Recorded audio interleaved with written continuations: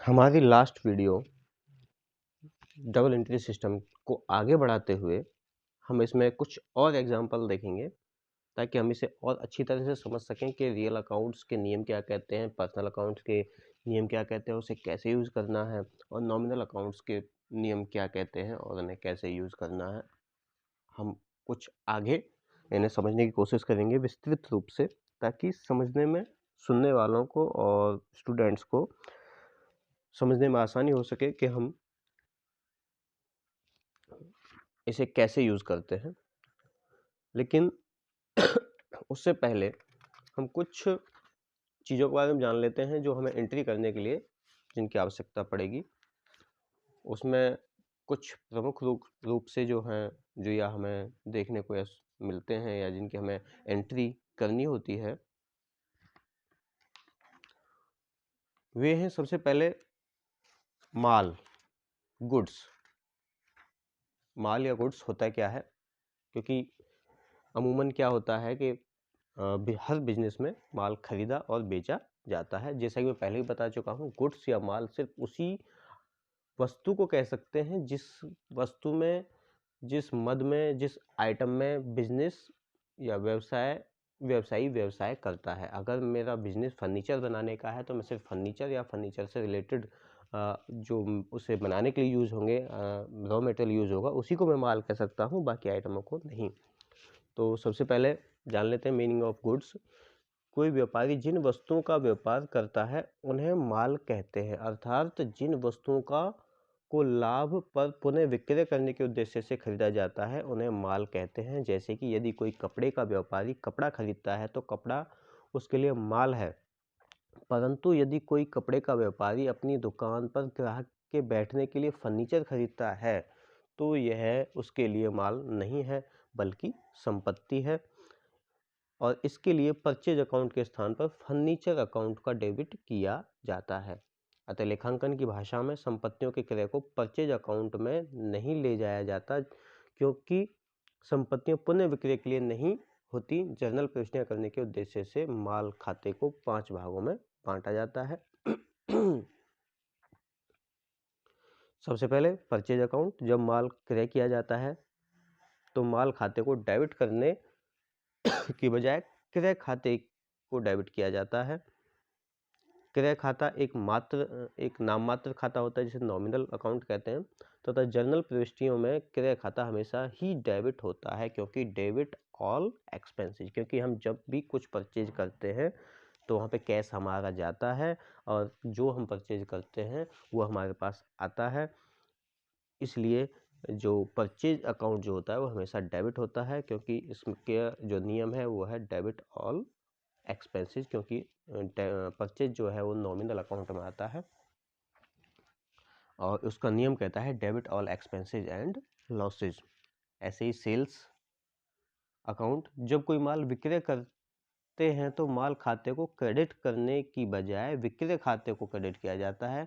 विक्रय खाता एक नाममात्र खाता होता है तथा जर्नल प्रविष्टि में हमेशा ही क्रेडिट होता है, क्योंकि credit all income and gains. तो यहाँ पे मैंने आपको बताया परचेज अकाउंट, सेल्स अकाउंट दोनों ही नॉमिनल अकाउंट हैं और इनके लिए जो रूल फॉलो होगा वो होगा debit all expenses and losses, credit all income and gains. Purchase return account, क्रय किए गए माल को यदि वापस कर दिया जाए तो इसे क्रय वापसी या बाहरी रिटर्न आउटवर्ड बाहरी वापसी कहते हैं। यह एक नाममात्र खाता होता है और इस खाते को हमेशा क्रेडिट करते हैं, क्योंकि क्रय अर्थात वे कम हो गए हैं। देखो, जब हमने परचेज किया था तो परचेज को क्या किया है, डेबिट किया है नॉमिनल अकाउंट में के रूल के हिसाब से। जब एक बार हमने माल को परचेज कर लिया, परचेज करने के टाइम पे हमने परचेज अकाउंट को डेबिट किया और जब हम उसी माल को वापस कर रहे हैं तो क्या होगा, एक बार हमने उसे डेबिट कर दिया, अब हम क्या करेंगे, उसे क्रेडिट करेंगे, परचेज रिटर्न अकाउंट को क्रेडिट करेंगे, तभी तो डबल एंट्री सिस्टम के हिसाब से उसका जो प्रभाव है वो खत्म होगा। क्योंकि पहले हमने परचेज किया तो स्टॉक हमने बढ़ा लिया किसी भी चीज़ का, और जब हमने उसे परचेज रिटर्न को किया तो जब हमने डेबिट करके बढ़ाया है तो हम उसे घटाएंगे, तो घटाने के लिए अब हम उसे क्रेडिट करेंगे, तभी हमारा जो बैलेंस है वो बन पाएगा। ऐसे ही विक्रय वापसी, सेल्स रिटर्न अकाउंट, यदि विक्रय किया हुआ माल वापस आ जाए तो इसे विक्रय वापसी या आंतरिक वापसी कहते हैं। यह एक नाममात्र खाता होता है और इसे खाते को हमेशा डेबिट करते हैं क्योंकि विक्रय अर्थात आय कम हो गई है। इसे और स्पष्ट रूप से समझते हैं। जब हमने सेल की थी तो हमने क्या किया था, सेल की थी तो हमारा इनकम हुई थी इनकम हुई थी तो हमने उसे क्रेडिट किया था, credit all income and gains. लेकिन अब जो हमारी इनकम, हमने जो हमारा विक्रय किया हुआ माल था, गुड्स थी, वो वापस आ गई तो हमारी सेल तो कम हो गई, क्रेडिट हमारा जो इनकम थी वो कम हो गई, घटी। तो जब हमने इसे क्रेडिट किया था तो अब उसका प्रभाव समाप्त करने के लिए अब हम इसे यहाँ पे डेबिट करेंगे। दूसरा स्टॉक, स्टॉक में पहले भी बता चुका हूँ। स्टॉक क्या होता है? स्टॉक माल, जो जिस व्यवसाय में हम जिस माल में सेल परचेज करते हैं लाभ कमाने के पर्पज से, उस आइटम का जो भी रहती है, जो भी हमारे पास बचा हुआ माल रह जाता है उसे हम स्टॉक कहते हैं एक फाइनेंशियल ईयर में। अब हम सबसे पहले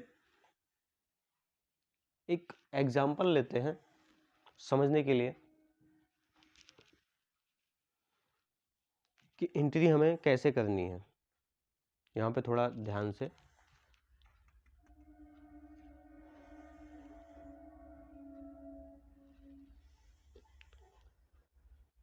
कि कहाँ कहाँ कैसे कैसे हमारे जो गोल्डन रूल्स हैं वो एप्लीकेबल होंगे, अप्लाई होंगे, ये जान लेते हैं। सबसे पहले एक छोटा सा एग्जांपल लेते हैं। Salary paid to Mukesh of 10,000 rupees. तो इसकी क्या एंट्री होगी? तो सबसे पहले इसमें हम देखते हैं कि कौन कौन से खाते इसमें इन्वॉल्व है। एक तो यहाँ पे सैलरी है, सैलरी पे किया है। दूसरा है मुकेश। मुकेश कौन है? कोई व्यक्ति है, इसका मतलब ये कोई ये पर्सनल अकाउंट है। तो अगर हम मुकेश की बात करें, मुकेश ने क्या किया है? मुकेश ने 10,000 रुपीज़ सैलरी के रूप में प्राप्त किए हैं। तो यहाँ पे क्या, debit the receiver, credit the giver.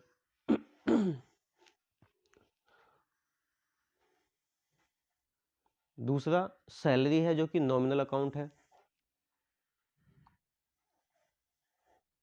अच्छा, ये यहाँ पे मैं आपको एक चीज़ और समझा दूं कि जहाँ पे हम कैश में काम कर रहे हैं, जहाँ पे हमारा कैश बढ़ या घट रहा है, वहाँ पे हमें ये किसे दिया किसे नहीं दिया हम उसके नाम से एंट्री नहीं करेंगे, उसका सिर्फ रिकॉर्ड रखेंगे हम नरेशन में। क्योंकि हमने सैलरी जो दी है मुकेश को वो कैश में दी है, तो सैलरी अकाउंट यहाँ पे डेबिट होगा क्योंकि हमने क्या दिया है, पैसा कहाँ खर्च किया हमने, सैलरी में। तो वहाँ पे हम क्या करेंगे, सैलरी अकाउंट डेबिट टू, क्या कम हुआ है, क्रेडिट क्या होगा, कैश, क्योंकि हमने कैश में दी है, तो टू कैश अकाउंट। तो जो एंट्री होगी वो होगी सैलरी अकाउंट डेबिट 10,000 से टू कैश अकाउंट 10,000 से। अब हम यहाँ पे एक विस्तृत इलिस्ट्रेशन या एग्जांपल ले लेते हैं और उसकी एंट्री करेंगे, समझेंगे कि कैसे कैसे किया हमने और कैसे कैसे होता है। सबसे पहले एक हम एंट्री लेते हैं, Siyaram and sons started business with cash. मतलब सियाराम एंड सन्स ने अपना बिजनेस स्टार्ट किया है।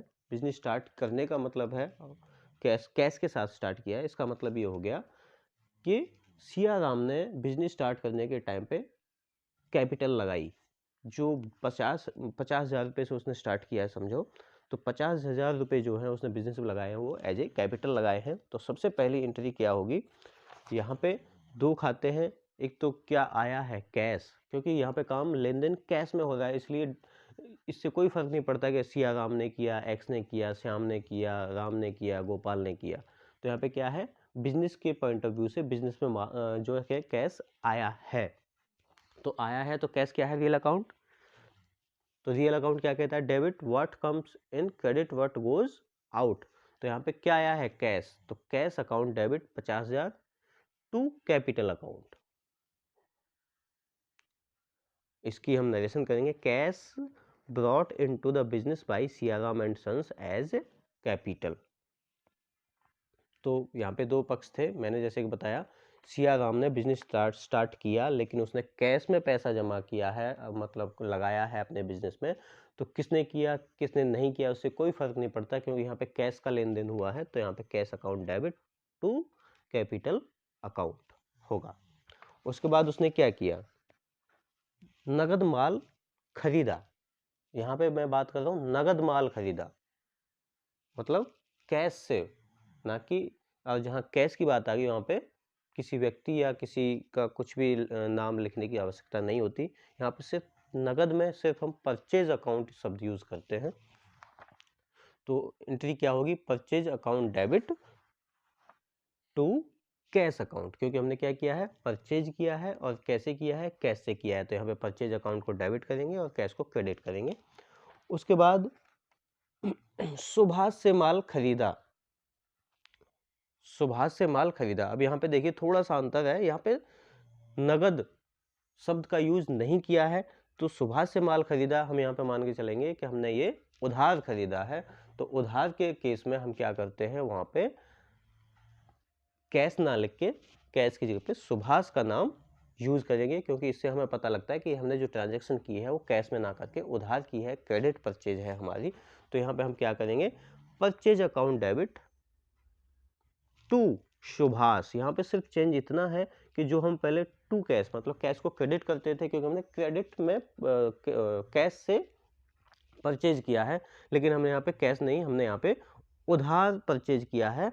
तो इसलिए हम इसे क्या कहेंगे, purchase account debit to Subhash account. उसके बाद हम बात कर लेते हैं नगद फर्नीचर खरीदा। अब देखिए यहाँ पे नगद की बात आ गई, तो नगद में क्या प्रभावित होगा, कैश, कैश जाएगा वहां पे।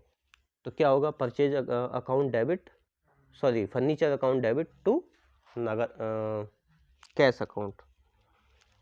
अब यहाँ पे एक शब्द निकल के आता है कि हमने वहाँ, अब तक तो हम परचेज अकाउंट डेबिट यूज कर रहे थे, और अब यहाँ पे हमने लिखा है फर्नीचर अकाउंट डेबिट। मैं हालांकि मैंने पहले भी बताया था, मैं फिर से एक बार एक्सप्लेन कर देता हूँ कि परचेज अकाउंट डेबिट हम सिर्फ वहाँ लिखेंगे जहाँ पे माल में ट्रांजेक्शन होती है। और माल किसे कहते हैं, माल कहते हैं व्यवसाय की वह वस्तु जिसे हम लाभ कमाने के उद्देश्य से क्रय विक्रय करते हैं। और फर्नीचर क्या है, वो माल नहीं है, फर्नीचर हमारी असेट्स है। तो हम यहाँ पे क्या करेंगे, अगर नगद फर्नीचर खरीदा है तो फर्नीचर असेट्स आई है, और दूसरा इससे नगद गया है, तो furniture account debit to cash account होगा। उसके बाद सुभाष को नगद भुगतान किया। यहाँ पे क्या है, सुभाष को पैसे हमने दिए हैं और नगद दिए हैं, तो एक तो कैश हो गया यहाँ पे और दूसरा सुभाष हो गया।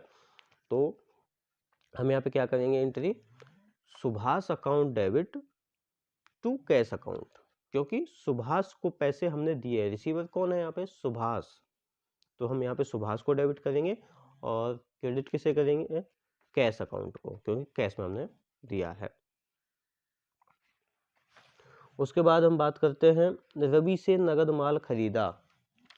तो यहाँ पे देखिए मैंने क्या कहा, यहाँ पे एक तो रवि है, दूसरा नगद है, और तीसरा माल है जो कि परचेज किया है। तो मैंने बताया जहाँ नगद वाली बात आ जाती है तो वहाँ पे नाम से कोई मतलब हमें नहीं होता। तो हम यहाँ पे क्या करेंगे, हमने माल खरीदा है तो purchase account debit to cash, ठीक है। उसके बाद हम बात कर लेते हैं रवि से माल खरीदा।